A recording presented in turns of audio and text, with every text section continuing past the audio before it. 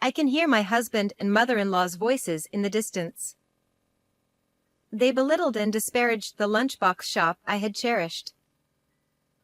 I had endured my mother-in-law's harassment for 7 years, but was it right to be trampled on like this? Honestly, I had reached my limit. I had endured many hardships, but never had I felt such frustration. I was so upset that I couldn't even cry. "Please, let me get a divorce," I said, forcing the words out from the back of my throat. The next day, I started quietly preparing to leave, packing my belongings. Click. When I looked to see what it was, my husband's stepdaughter, Serena, was pointing her smartphone camera at me and laughing. Being divorced twice is so hilarious. Ha ha. Pathetic! You were probably dumped by your ex-husband too. Adding insult to injury, my husband chimed in. Just then, I heard the sound of a car outside. "It looks like my ride is here," I said, and everyone present looked puzzled. Outside, a luxury car with a chauffeur was waiting, and my husband, mother-in-law, and Serena were all taken aback. Ignoring their murmurs, the door quietly opened and out stepped a tall, handsome man who looked like a model. The moment Serena realized who he was, she screamed. Justin! He was a genuine model named Justin, about the same age as Serena. Amy and Jason just stared at him in disbelief, unable to grasp the situation. They couldn't believe such a big star was standing before them. Serena, covering her mouth and slightly excited, asked, But why is Justin here? I calmly and coolly responded, "My name is Nancy. I was divorced once, but I have now been remarried to my current husband, Jason, for 7 years. We are both working, with Jason employed as a company worker and me running a lunchbox shop. My shop is located just a little off the main street of the shopping district near the station. Welcome. How about a chicken lunchbox?" I had been selling lunchboxes at my shop, Nancy, and was calling out to customers that day as well. 7 years ago. Whether it was my voice or the smell of the lunchbox, Jason came into my shop. With his handsome face and tall, slender figure, he was the kind of man who could take your breath away. Outside, it was drizzling, and unlike the people hurrying past, he stood still, carefully looking at the lunchboxes displayed inside. He must have spent a good 10 minutes deciding. Excuse me. Can I have one chicken lunchbox, please? I remember how he looked embarrassed as he brought it to the register. After he paid, I put the lunchbox in a plastic bag and handed it to him. He then asked, Do you have some time after this? Maybe we could have a meal together. No, that would be inappropriate, I replied. Then, could I at least get your contact information? Of course, I refused that too, but he came back another day. So he continued buying a chicken lunchbox and making small talk before leaving. He'd mention things like how nice the weather was, how pretty the flowers outside were, or how delicious yesterday's fried chicken was. Through these repeated encounters, I gradually became attracted to him. We started sharing personal stories, and we discovered that both of us had been divorced before, which brought us closer together. Jason said, If you don't mind, would you go out with me? What? Actually, I fell in love with you at first sight when we met. He confessed. With that, our relationship quickly deepened, and it didn't take long for us to reach the goal of marriage. Being with him was so enjoyable that time seemed to fly by. Even after I started living with Jason, I continued running the bento shop. Of course, there were times when I thought about closing it down. Business wasn't always booming, and the building itself was getting old. But Jason reassured me with a smile. Don't worry! Nancy, your lockboxes are delicious. Be confident. We can still make the shop work with some renovations. I don't have the money for renovations, I said. I do! Jason replied. Let's get a quote from a contractor. Even though we were married, I felt it was too much to ask of him. I tried to refuse several times, but he didn't seem concerned. On the contrary, he said he was happy to help. In the end, we decided that he would cover about half of the renovation costs after discussing it together. After the renovation, the shop looked clean and almost brand new. It's like a brand new building. It's all thanks to you, Jason. Thank you so much. No matter how much I thanked him, I truly couldn't express my gratitude enough. Interestingly, after the renovation, we had a constant stream of customers. Some even mistook it for a new shop. The change in the shop's atmosphere likely contributed to this. All right, let's keep this momentum going. Let's add some new items to the menu. I felt energized and enthusiastic, and every day felt fresh and exciting. Even a simple trip to the supermarket became a quest for new lunchbox ideas. My cooking skills improved, and Jason, without any bias, would often say, Delicious! With a beaming smile. Focusing on the shop brought new energy into our lives. This lunchbox shop became my passion. With the addition of new menu items, I was more dedicated to the shop than ever before. As time went by, it was already almost a year since I remarried Jason. Compared to when we first started dating and during our honeymoon phase, our conversations had significantly dwindled. Given our age, it's perhaps natural that we've settled into a quieter routine. I didn't question this. What did concern me was Jason's fickleness. The phrase easily excited and easily bored described him perfectly. His hobbies constantly changed, and each time, he'd go on a spending spree. When he got into golf, he bought numerous balls, clubs, and outfits. He even became a member of a country club in another state and played golf with his fellow members weekly. Initially, I was genuinely impressed by his enthusiasm. However, our house soon overflowed with golf equipment, and just as I struggled to keep things organized, he picked up a new hobby, solo camping. He said it started because of an invitation from his golf buddies. I asked him why he would go solo when he had a family. That's just how men are. He said, touching his chin and striking a pose, as if he were deeply impressed with himself. I couldn't quite understand it, but maybe he was more of a romantic than I thought. To an outsider, he might have looked a bit ridiculous. He started buying all sorts of solo camping gear. One-person tents, sleeping bags, foldable chairs, cups, plates, and other utensils began arriving in droves. He claimed he bought everything recommended on online shopping sites. Hey, don't you think you're buying too much? Where are you going to put all this? I'll just store it in the shed for now. He said. But the shed was already packed with golf equipment, leaving little space for the camping gear. He shrugged nonchalantly. Okay, I'll keep the camping gear in my room and put the tent and chair in the shed. He decided. So, he spent some time organizing the shed and finally managed to squeeze everything in. Jason's hobbies included not just camping, but also motorbikes, fishing, and bouldering. His equipment occupied various parts of the house, making it hard to keep track of where anything was stored.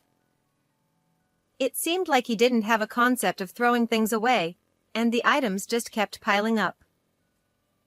Eventually, his enthusiasm for solo camping faded, and the camping gear was left untouched.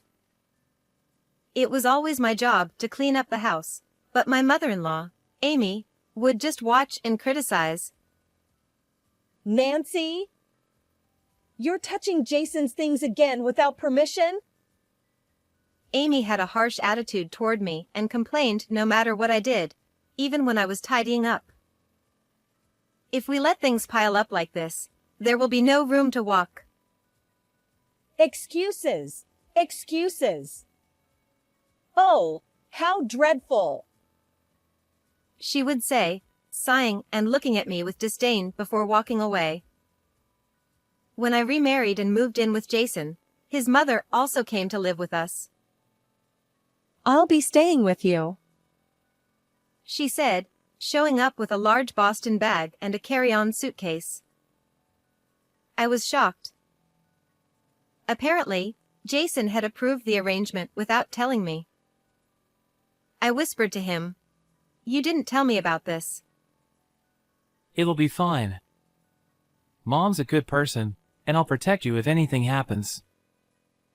He assured me. But I had a bad feeling. My intuition was right. The very next day, Amy's verbal attacks began. A bit bland, isn't it? I can't taste anything, she'd say, pouring more soy sauce or vinegar on the stew.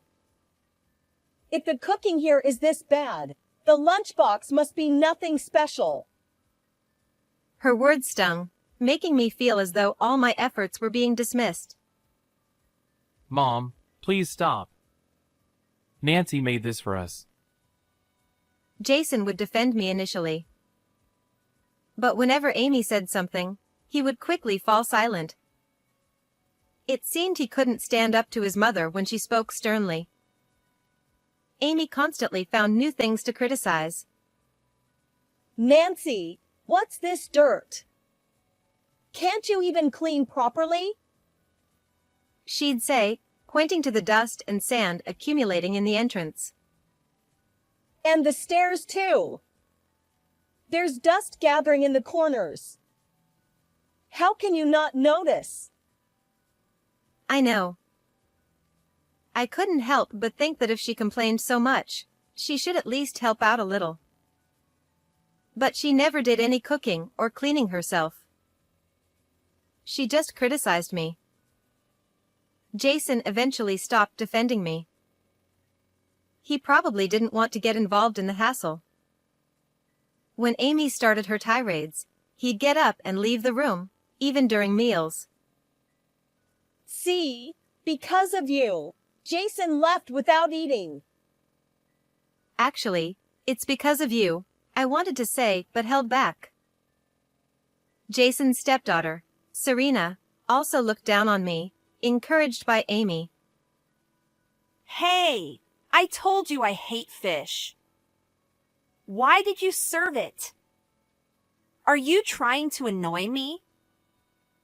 As a high schooler, Serena was outspoken and spoiled by Amy, refusing to eat anything she didn't like. Whatever. I'm done, she'd say, leaving the table, ignoring my efforts to provide balanced meals.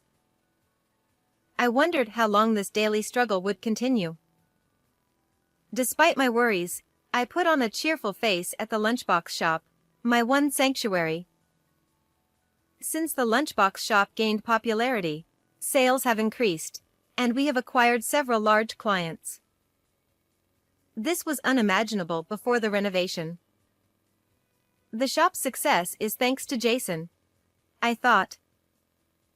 I tried everything I could, new seasonal menus, and smaller and healthier options for women. Still, Amy and Serena scoffed, making me feel frustrated. Even after 7 years of marriage, nothing changed. Despite the constant sarcasm, I developed a habit of letting their comments go in one ear and out the other. When I didn't react to their remarks, Amy and Serena seemed to lose interest and eventually stopped. Meanwhile, Jason started coming home late more frequently. I wondered what was going on, but the smell of perfume on his suits and shirts gave it away. It was a sweet, feminine scent, unlike anything Jason would wear. He must have another woman. A man who quickly loses interest in his hobbies likely does the same with relationships. Amid these troubled days, I returned home after a day at the lunchbox shop to find Jason making an unexpected demand. We're selling the lunchbox shop for cash. You should find a job that pays more, he declared. I was stunned, standing still with my eyes blinking in disbelief. What? Did you just say we're selling the shop? That's right.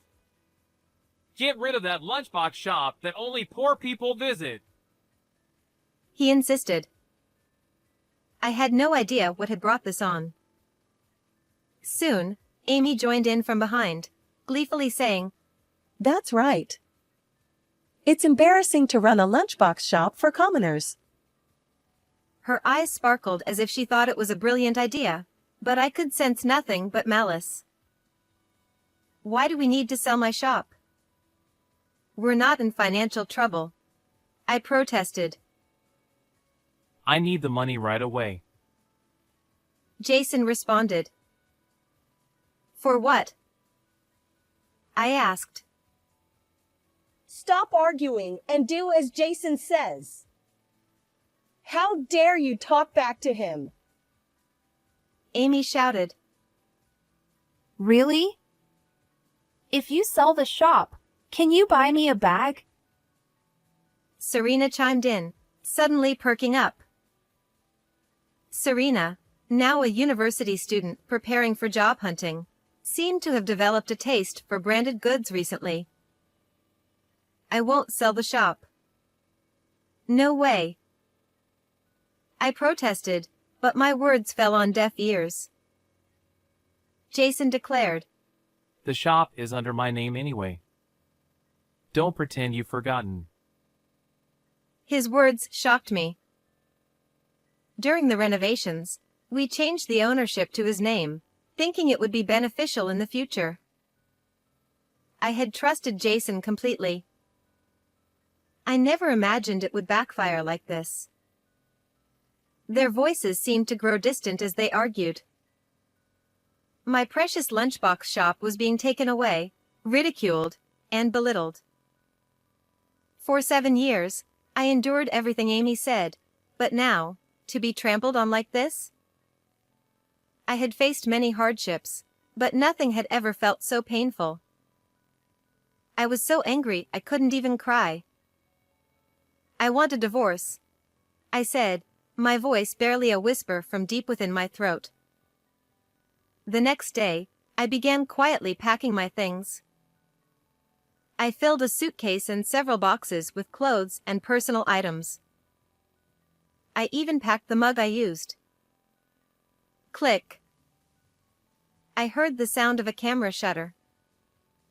When I looked up, Serena was aiming her camera at me, laughing. Divorced twice? That's hilarious. She mocked. Miserable, are you?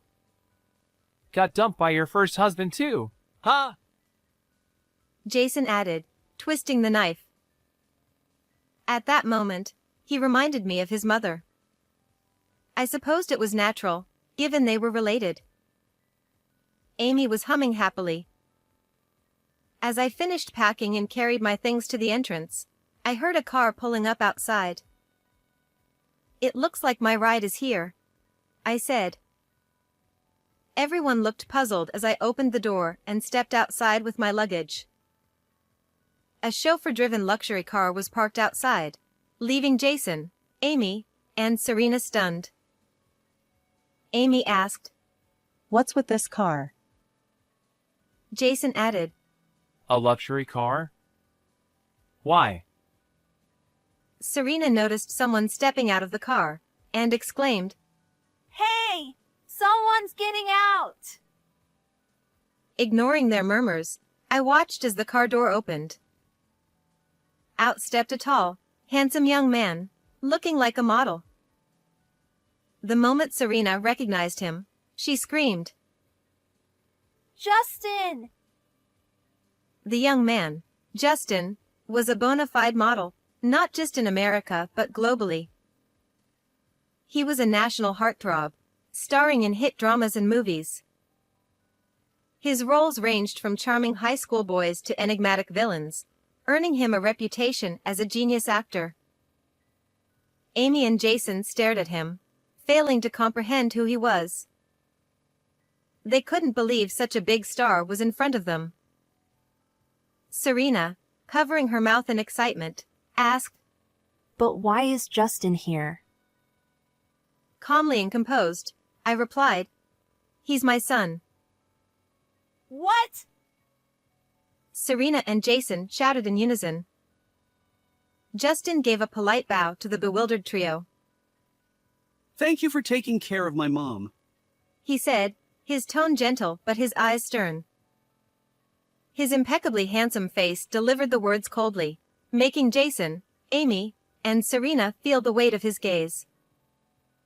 It wasn't quite a glare, but the intensity was palpable, filling the air with a tense energy. Justin continued, I've done a thorough investigation into your activities. Jason flinched, his shoulders twitching. His face turned pale, and beads of nervous sweat appeared.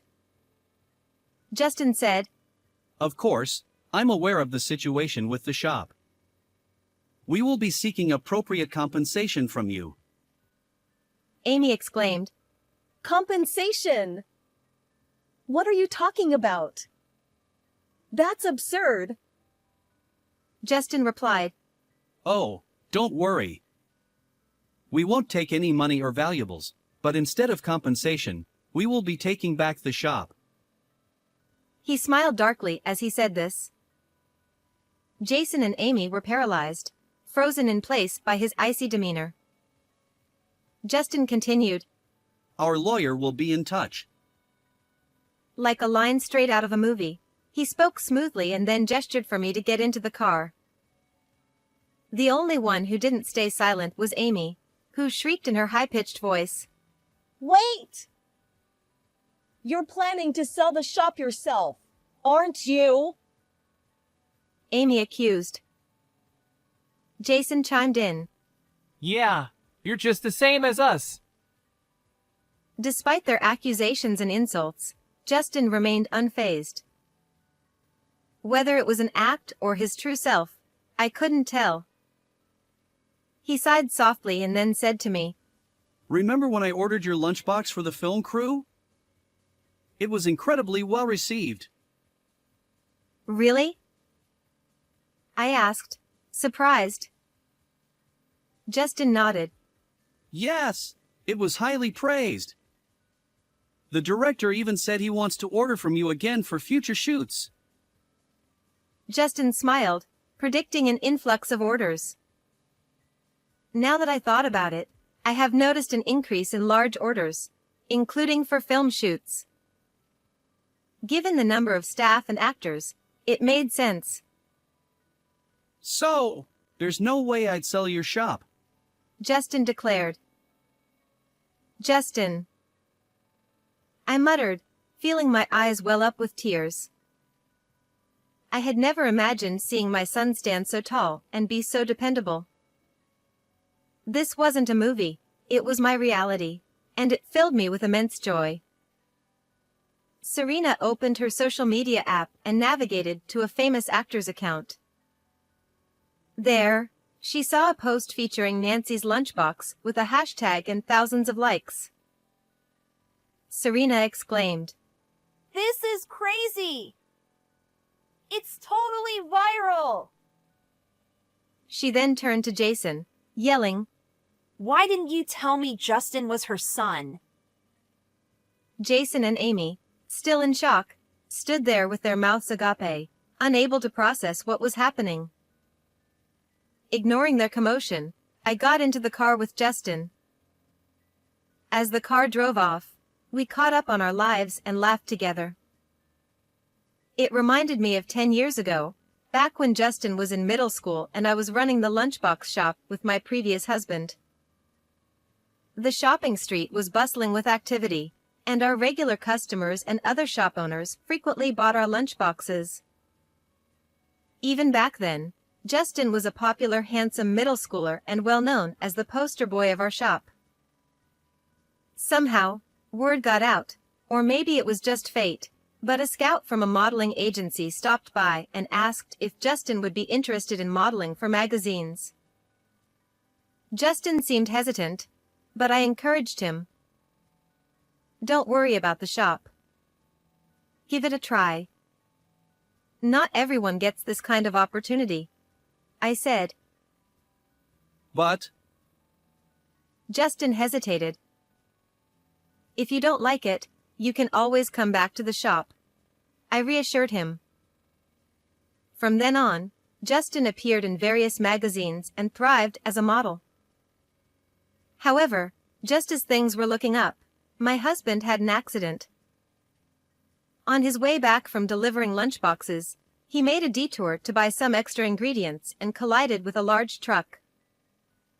By the time I rushed to the hospital, it was too late. I still remember the feeling of falling into a dark abyss, with no light in sight. I didn't know what to do about Justin's schooling. Then, the agency suggested that Justin study abroad, thinking it would be a good opportunity for him to expand his modeling career. Mom, I'll become more famous and come back for sure. Until then, don't give up on the lunchbox shop, Justin had said. So, Justin went overseas to study, and I stayed behind to run the lunchbox shop alone. Even while he was abroad, we kept in touch, and I occasionally mentioned my remarriage. But I kept Justin's existence a secret from Jason. I worried that revealing it to my new family might cause unnecessary trouble. I didn't want anything to hinder my son's career. Even after remarrying, Justin and I continued exchanging messages regularly. However, to avoid worrying him, I didn't mention Amy's harassment or the issues with the shop's ownership. I always sent the same messages, saying I was doing well and encouraging him to do his best. Despite that, Justin seemed to sense something was off. Recently, I've been worried about you, Mom. So, I looked into a few things. Justin admitted. Oh, you silly boy. I'm sorry for making you worry, I said. No, I didn't want anything bad to happen to you. Justin replied. Welcome home. Thanks, Mom. We embraced each other warmly, savoring the moment. Justin said, So, Mom, let's talk about the future. To my surprise, he had arranged a house for me. Please don't trouble yourself. I can manage on my own, I replied. It's fine. I want to be a good son and take care of you. He insisted. The house was within walking distance of the lunchbox shop, fully furnished with all the appliances and utensils I could need. It was the epitome of comfort and convenience. I was so moved and grateful that I almost cried. Thank you for such a wonderful home. I'll cherish it, I said. From that day on, I started a comfortable life in my new house. Justin quickly hired a lawyer to settle things with Jason. He planned to reclaim the rights to the shop and seek alimony for Jason's infidelity. Additionally, he intended to demand compensation from my mother-in-law for the mental distress she had caused me. However, what the lawyer discovered was even more shocking. Jason was currently involved in disputes with multiple women, at least 4 besides myself. Realizing what a shameless man he was, I felt more relieved than ever that I had managed to divorce him. I also heard from the lawyer that Amy and Serena have become reclusive. They had been bad-mouthing my cooking and the lunchbox shop to friends and neighbors, fabricating stories about bland food and infestations of rats and insects. However, their baseless claims were not taken seriously, likely due to the high ratings the lunchbox shop received on social media. Consequently, they were seen as troublemakers and shunned. Serena even had a job offer rescinded because of her negative social media posts. I could almost hear my mother-in-law's shrill voice saying, It's not our fault. It's that wife's fault. The embarrassment must be overwhelming for them, as they value their public image greatly. But they brought this upon themselves. As for me, I've continued running the lunchbox shop post-divorce and my days are fulfilling.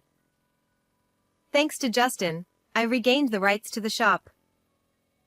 When I received this good news, I was so thrilled I jumped up 30 centimeters. He also introduced the shop to his actor friends and directors, leading to a TV feature.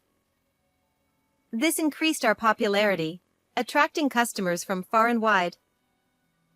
On weekends, our lunchboxes sell out quickly. I hired more staff to handle the increased demand, turning the shop into a bustling enterprise. Although we face occasional mistakes and issues, I am immensely grateful for our success. People often ask why the shop is named Nancy. Justin was curious about this too. The answer is simple. Justin's father said he loved my smile and named the shop after me, making me the poster girl. Hearing this, Justin, our customers, and employees all respond with an enlightened I see. This shop was never just my endeavor, it has always been a joint effort. And now, with Justin and the employees, it's even more so. The busy shop is filled with a variety of lunchboxes, from staple items to trendy new ones. Welcome. How about a hearty chicken lunchbox? It reads a sign promoting our #1 seller. A young man near the sign picks up a chicken lunchbox and brings it to the register. Thank you, I say as I make it a point to stand at the counter and serve customers alongside my team. Today, the lunchbox shop Nancy is as bustling as ever.